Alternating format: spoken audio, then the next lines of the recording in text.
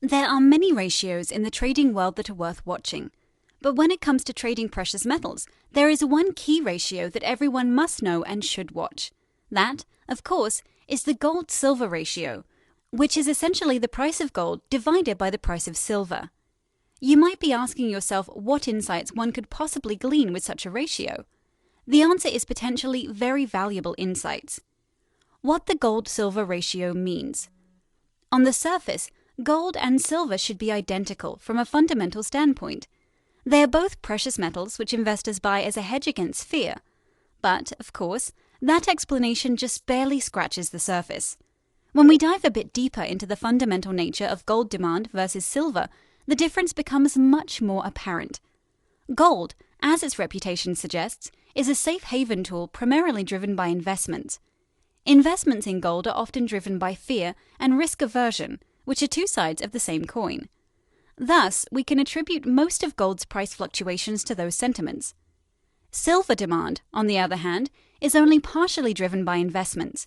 Industrial usage accounts for the lion's share of silver's demand. That difference creates a very interesting dynamic. When investors' fears mount, demand for gold tends to be stronger, and the ratio tends to rise. When the scenario brightens, then investors believe industrial output will rise. That, of course, tends to benefit silver, and thus the ratio falls. The gold-silver ratio as an indicator. Examining the gold-silver ratio chart, a trader is able to take the pulse of fear levels. If the ratio is rising, it may signal an escalation in investors' fears. Consequently, that could signal that gold demand is turning stronger.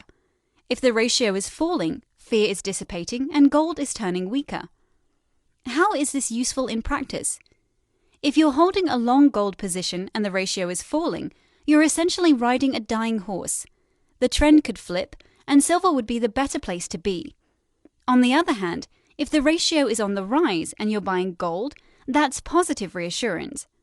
Of course, for silver, the effects of the ratio would be the exact opposite. A rising ratio is an indication of weaker silver demand. It gets complicated. But besides gauging which precious metal is strengthening at the expense of the other, there's one other dimension. Once again, the gold-silver ratio chart sheds some light on this useful ratio. The gold-silver ratio has cycles.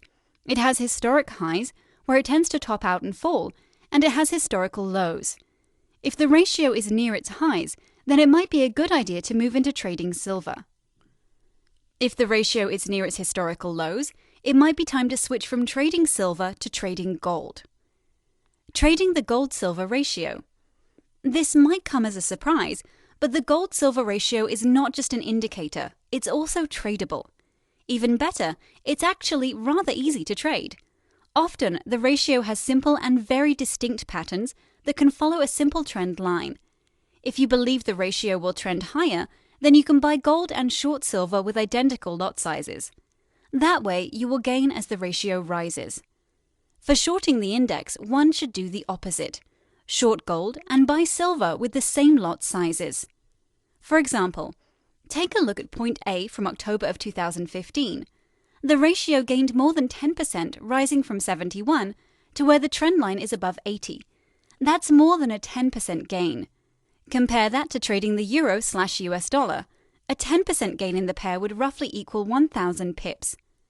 Naturally, this simplicity doesn't come cheap. First, you have to rely primarily on trend lines for short to mid-term trends. Of course, you can use the historical lows and highs to figure out what's coming next, but that means opportunities might be fewer. Second, this is margin heavy, since you essentially need to hold twice the margin, aka two positions in opposite directions. Put another way, trading the gold-silver ratio can be simple when it's going right, but consider this could easily go wrong. In conclusion, if you plan to actually trade the gold-silver ratio, first get used to using it as an indicator. Then, once you have a better sense of the way it behaves, you can use your own discretion as to whether or not it's worth trading. If you're thinking about using the ratio solely as an indicator, let me throw this out there. Don't entirely rule out trading it. Occasionally, when the ratio is at a multi-year low or high, there can be a very nice opportunity arising that you might not want to miss. But the fact is, either way, as an indicator or as a tradable asset, the gold-silver ratio is always worth watching.